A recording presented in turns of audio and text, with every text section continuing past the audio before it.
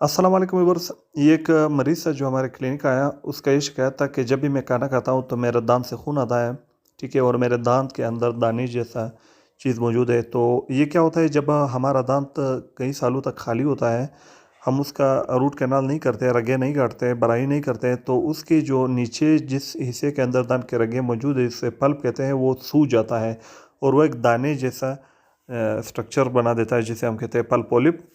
तो हमने ये पेशेंट कह रहा था कि मैंने दांत निकालना है, मुझे बहुत इरिटेट किया है। तो हमने कहा कि ये बच सकता है। हमने क्या किया, इसको, ये जो हिस्सा है उसको हमने निकाल दिया।